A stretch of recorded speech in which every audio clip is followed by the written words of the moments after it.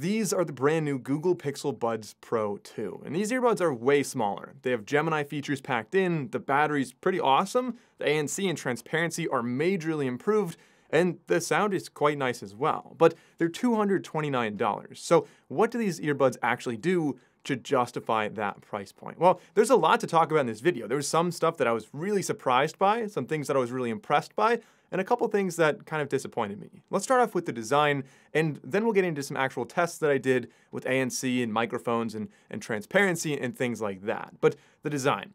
A typical little egg shape from Google, the Pixel Buds of course, but they're definitely a bit different now. The earbuds themselves are significantly smaller. If we look at the earbuds, you can see there are 4 different colors available, and you're really only going to see that color on the earbuds. The cases are all still white, but the earbuds now have like kind of an illusion here where the outside shows like a little small circle, but they do have a good bit of depth to them, and they have a funky little wingtip on them. So unlike the older ones, which I thought was kind of nice at first, but it got uncomfortable and really produced a lot of ear fatigue, this is a much smaller little fin sticking out. It's supposed to grab the inside of your ear, so when you put these in and you twist them back, it should really lock in so they don't fall out. Unfortunately for my ears in particular, it doesn't really do that as well as you would hope they would. Everyone's ears are different, of course, so take that with a grain of salt. But for me personally, they don't stay in using that little fin nearly as well as I'd hoped. Otherwise, they are very comfortable, incredibly lightweight. The controls are on the outside. You can either tap or swipe.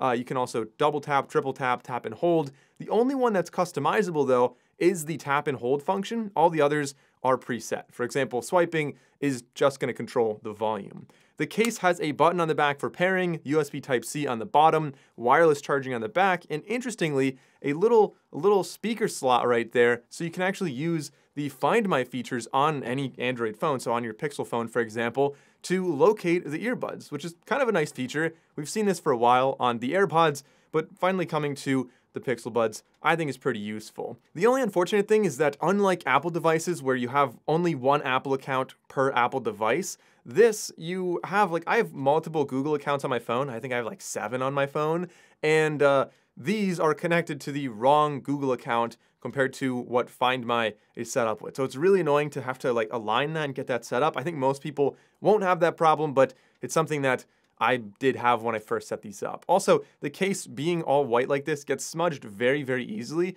Mine has these little kind of dirty looking stains all over, just from pocket lint or dirt or literally anything. This gets smudged pretty easily. Now, getting into the features of these earbuds, this is going to be a huge highlight for them.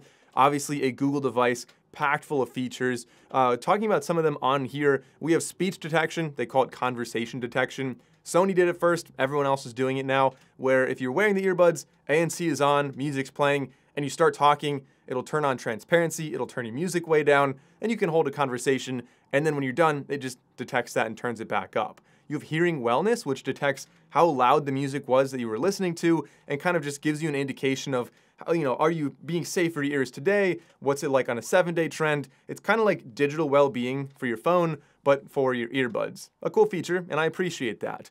We have spatial audio with head tracking as well. I don't really use that for music. Pretty cool for media watching though.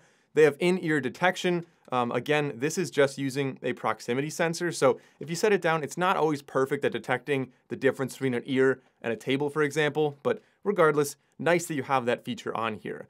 They have a lot of smart features as well. So Gemini built in, and Gemini Live is kind of the big one here, where if you just say, I won't say it, but hey, G, let's talk. You just say that, and it'll open it up, and you can start just a dialogue with Gemini. And this is a really interesting feature, I would say, more so than useful feature. I tried to use it to outline a video and just ask it questions, but being Gemini, it did hallucinate a lot. It kept saying things like the audio quality was different with Pixel devices versus an S24 for these earbuds, and that's just not true. They both have the same codec capabilities, so it was not perfect. It's still Gemini. It's still not the best assistant out there or the best LLM out there, but it's cool that that feature does work.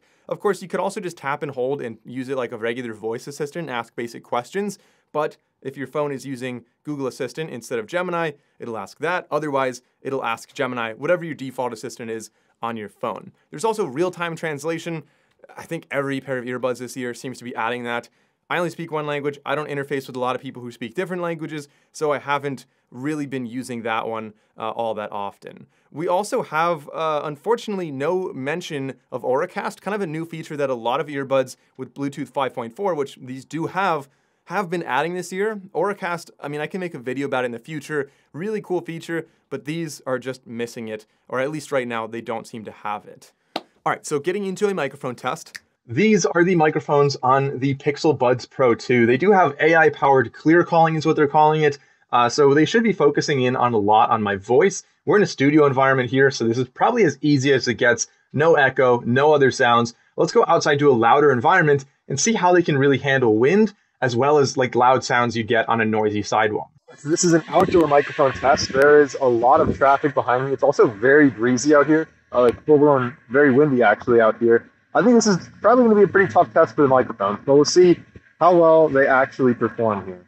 Now, probably the feature that I think most people are wondering about by now, the active noise cancellation and the transparency. I said they were both really substantially improved from the previous generation, and I want to start off with the transparency here. It doesn't have multiple levels, it's just transparency on or off.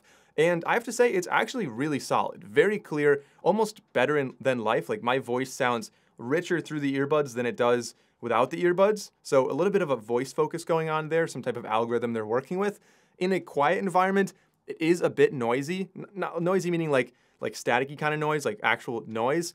But otherwise, you know, marginally quieter than real life, perfectly fine in my book. Aside from Bose and AirPods, I think these are really sitting pretty, like they're really ranking well among most Bluetooth earbuds out there as far as transparency goes. Like it really sounds very natural and very realistic. I'm impressed by that. As far as active noise cancellation goes, I'd say these are generally slightly above middle of the pack. If I just toggle it onto active noise cancellation by touching and holding the right earbud, there's a lot of different aspects to ANC that I like to talk about, not just overall strength. As far as strength goes, they're kind of like middle of the pack, slightly above that. They're not on the level of like Sony, Bose, and AirPods, which are blocking like 60 to 62-ish decibels. These are probably around like the 55 to 58 decibel blocking. Definitely very impressive, but not quite to that level. However, in a quieter environment, if you're blocking out like the hums and the drums, like, you know, low-level sounds in a room, HVAC, for example, these do a very good job of that, which you might say, all right, like everything does a good job of that. But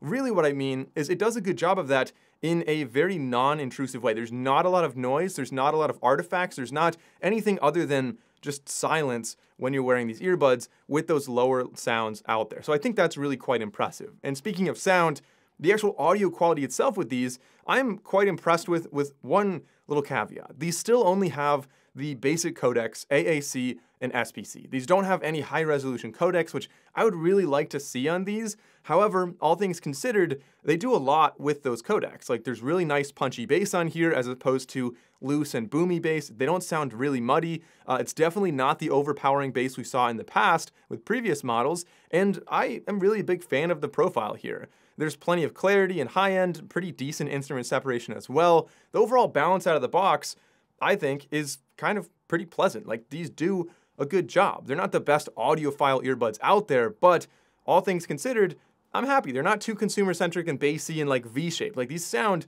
pretty good without having to do any EQ. There is an EQ though. So if we go into the app and we go down to sound, you can see the EQ, it's not like the most intense EQ ever. Like you can kind of change a couple things, but the custom equalizer, you don't really have a lot of bands to work with. Nothing, and it's nowhere near the level of Nothing, like the company Nothing.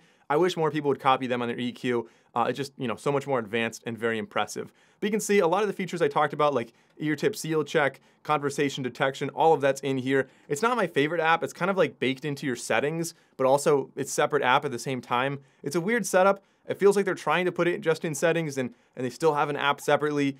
It's not like, I don't know, like I said, not the best way to set this up, but you know, it works. It definitely gets the job done. And this is hearing wellness, like I mentioned before. It shows you the current level, the exposure over the week. You get volume level notifications and other settings as well. So these do have multi-point connectivity. I'm very happy to see that. So connect to any two Bluetooth devices and seamlessly switch between them. But otherwise, inside these earbuds, we have Google's A1 chip. Oh, you know what?